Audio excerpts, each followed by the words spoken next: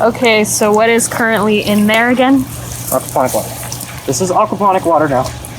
Aquaponic water contains a rough cross-section of all the essential nutrients that plants need made available to them within soil. And you know, when you have those nutrients in a compost feed, like nitrate, for example, or phosphate, or you know, what have you, you know, in theory, I would say that it's going to encourage the kind of decomposers that you want to have in soil. The decomposers that scavenge these nutrients and make them available to the plants, you know.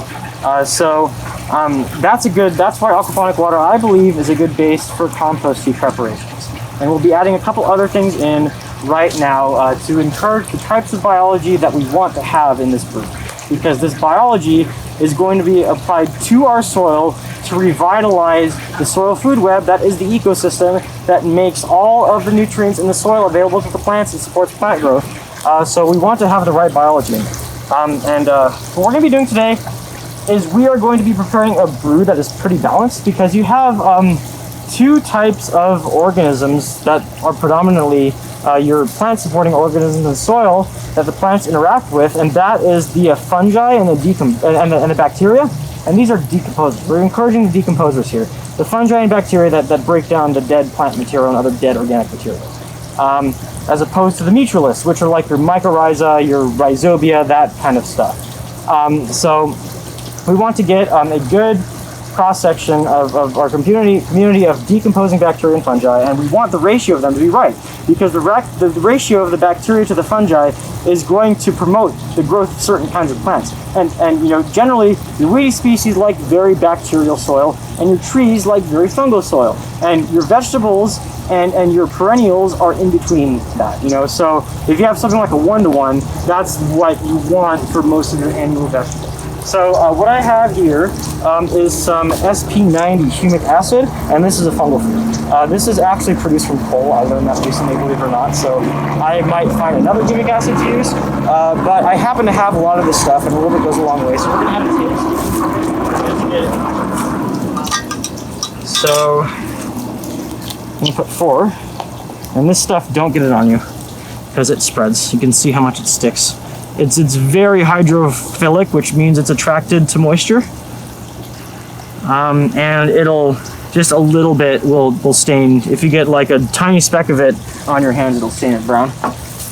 So we're gonna mix this in as best we can. See that? Yeah, this stuff is great for fungi, but it'll stain it. So there is our humic acid, our SP90 humic acid.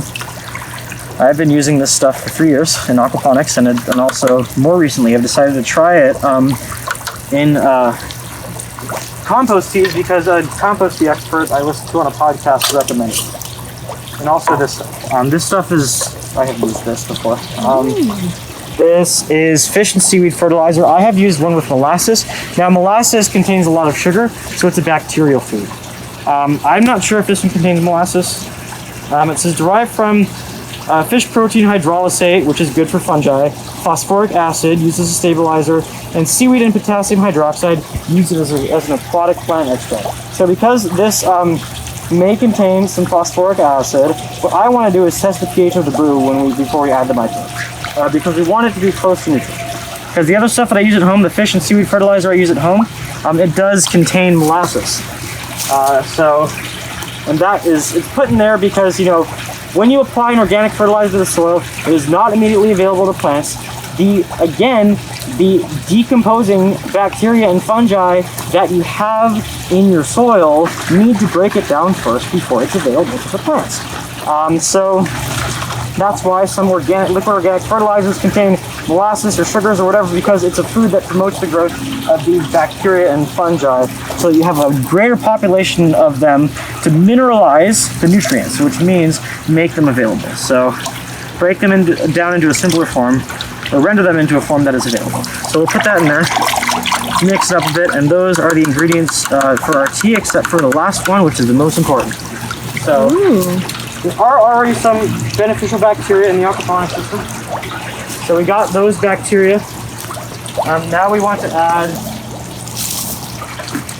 we want to add our booze blend biodynamic compost, and this stuff is great from what I've heard, so we're going to use it. So this is a paint strainer, and you can see the compost. I'll bring it out right there. Oh, look, there's even a worm in it. Oh, like, wow. literally, I didn't even realize that a worm must have made its way in there from either the worm castings I added when I brewed my last brew, or from just the ground, because I keep the bag on the ground. They must really like it. So we're gonna put that in there. Oh, that's right. I wanted to do this. This is the air stone we're using. Good opportunity to show it. Too much air is coming out of it for it to be weighed down completely. I hope that does not become a problem. But we are going to just feed it through here. I need to open this hole up a bit more. So yeah, I got the netting on. This is just a paint strainer, and then we're going to steep this stuff pretty much just like tea, and that's how it works. When you steep it in water, all of those beneficial microbes and fungi that you want to have in your soil will become released from... Oh, there's some more humic acid, see? What will become released from the compost or whatever inoculant material you are using, and make their way into the water, and then they have their foods, see the humic acid in the water, to eat so that they can multiply. And then what you want to do is then, after a couple days, 48 to 72 hours, depending on temperature, you want to add this stuff into your soil. Oh yes, that's right, we were going to add the azomite. Let's do that. I'm going to do a little bit. I brought this stuff from my house. I use it in aquaponics. This is a volcanic rock dust that is mined in Utah. It contains a very broad spectrum of mineral nutrients that the plants require. It's very, very fine. So it's a fine powder. You can see how dusty it is. It has the texture of flour. So we're going to add, I'll do 1 teaspoon. I'm just BSing it at this point, but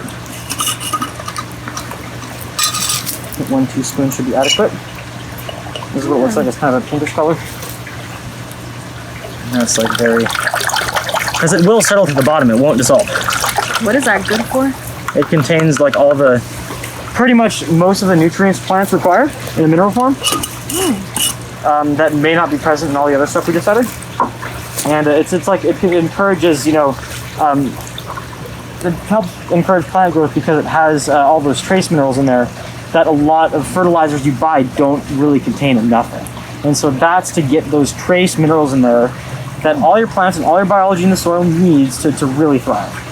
It also contains lots of silica, and silica is not considered to be an essential nutrient per se, but it's like a beneficial nutrient that will strengthen your plant tissues when the plants take it up. They'll use it to strengthen their tissues. And so it's really good to apply silica supplements, if you have harsh weather, like especially heat and wind, because it'll strengthen the plant tissues and they'll be able to better withstand wind and drought. Okay. So, yep, that's going. Now we need to get the worm casting. Okay. So yeah, here's your worm farm, and I think that everybody should have a worm farm in their garden. It is definitely the most useful waste management and biology management tool I have in my garden, along with my aquaponic system, but that's a different conversation. So what a worm farm allows you to do is take your food scraps from the kitchen and convert it to very high quality compost with minimal labor input, and also in a small space, much smaller than what you would think of as a traditional compost pile. Like, you could do this in a 5-gallon bucket, So not only are we breaking down our waste, but worms themselves are incubators for our beneficial microbes and fungi. So in their guts, they consume these bacteria and fungi off of the waste. They don't consume the waste itself necessarily. That's not what they're after. They are after the bacteria and fungi that start to break down the waste when you add it to the worm farm. And they will eat that, and in the process also consume the waste and excrete it back out. They'll digest it further and keep digesting it while coating it in all the beneficial decomposers that you want to have in your soil. And so this is some of the best stuff you could possibly get for your garden. And the worms themselves too, when you introduce them, they already have that biology in their guts. So when you put them in your soil, they're going to take what they can eat in your soil and cover it with all that good biology. So worm farms are great. But anyways, let's take a little bit and add it in here.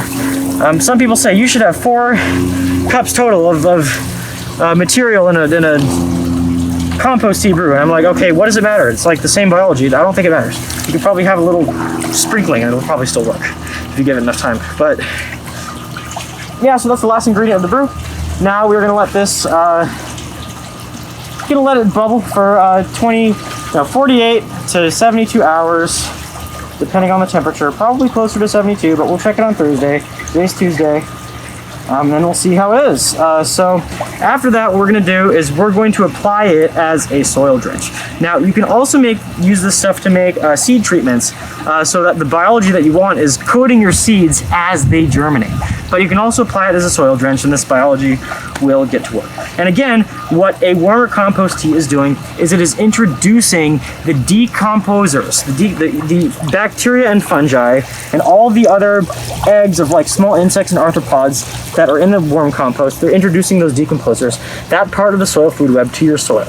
And when you have that part of your soil food web, you know, in your soil, that's what supports your plants to grow, as well as the mutualists, and I'll explain that in a second.